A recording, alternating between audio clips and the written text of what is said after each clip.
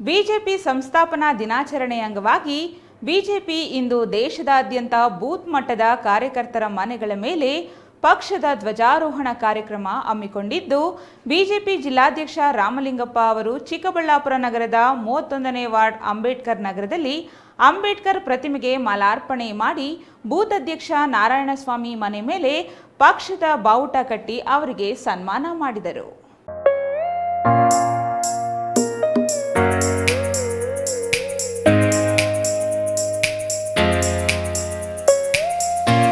BJP ಸಂಸ್ಥಾಪನಾ ದಿನದ ಅಂಗವಾಗಿ ಬಿಜೆಪಿ ಕೇಂದ್ರ ಸಮಿತಿ ಕರೆ ನೀಡಿರುವಂತೆ ಎಲ್ಲಾ ಕಾರ್ಯಕರ್ತರ ಮನೆಗಳ ಮೇಲೆ ಪಕ್ಷದ ಧ್ವಜಾರೋಹಣ ಮಾಡಿ ಬೂತ್ ಮಟ್ಟದಲ್ಲಿನ ಕಾರ್ಯಕರ್ತರಿಗೆ ಗೌರವ ಸನ್ಮಾನ ಹಮ್ಮಿಕೊಂಡಿದ್ರು.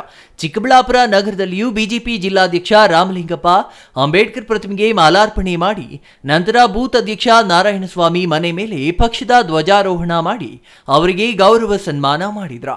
ಈ ವೇಳೆ ಮಾತನಾಡಿದ ರಾಮಲಿಂಗಪ್ಪ, ದೇಶದಲ್ಲಿ ಸ್ವಾತಂತ್ರ್ಯ ಬಂದ ಮೇಲೆ ಜನಸಂಘದಿಂದ ಕೇವಲ 2 ಮಾತ್ರ ಸಂಸದರಿದ್ರ. ಆದರೆ ಜನಸಂಘವನ್ನ ಬಿಜೆಪಿ ಪಕ್ಷವನ್ನಾಗಿ ಪರಿವರ್ತಿಸಿದ ನಂತರ ಒಂದೊಂದೇ ಹಂತದಲ್ಲಿ ಬೆಳೆಯುತ್ತಾ ಬಂದ ಬಿಜೆಪಿ ಇವತ್ತು 400 ಸೀಟುಗಳನ್ನು ಗೆಲ್ಲುವ ಬೃಹದಾಕಾರದ ಪಕ್ಷವಾಗಿ ಹೊರಹೊಮ್ಮಿದ್ದು ವಿಶ್ವದಲ್ಲಿಯೇ ದೊಡ್ಡ ಪಕ್ಷವಾಗಿ ಹೊರಹೊಮ್ಮಿದೆ ಎಂದರು.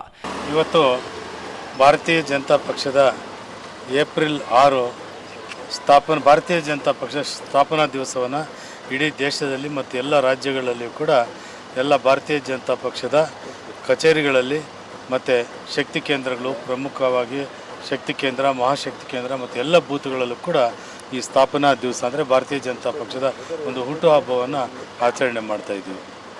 ಏನು 1950 ಮತ್ತು 60ರ ದಶಕದಲ್ಲಿ ನಮ್ಮ ಭಾರತೀಯ ಅಂದಿನ ಜನಸಂಘದ ನಾಯಕರಾಗಿರ್ತಕ್ಕಂಥ ಶ್ಯಾಮಪ್ರಕಾಶ್ ಮುಖರ್ಜಿ ಮತ್ತು ಪಂಡಿತ್ ದೀನ್ ದಯಾಳ್ ಉಪಾಧ್ಯಾಯರ ಒಂದು ನೇತೃತ್ವದಲ್ಲಿ ಏನು ಕಾಂಗ್ರೆಸ್ ಸರ್ಕಾರದಿಂದ ಹೊರಬಂದು ನಮ್ಮ ಜನಸಂಘವನ್ನು ಸ್ಥಾಪನೆ ಮಾಡಿದರು.